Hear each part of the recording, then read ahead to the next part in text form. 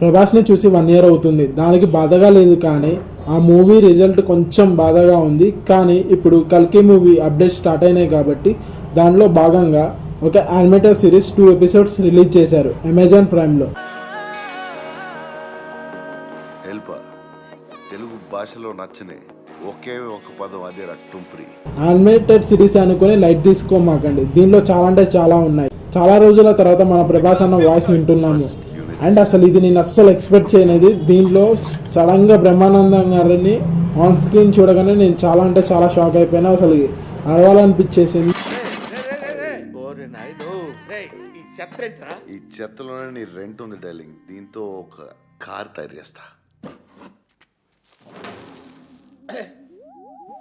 ఈ చెత్తతో నువ్వు కార్ చేస్తున్నావా? అది నడుస్తుందా? ఇంపాసిబుల్. చాలా రోజుల తర్వాత ఆయన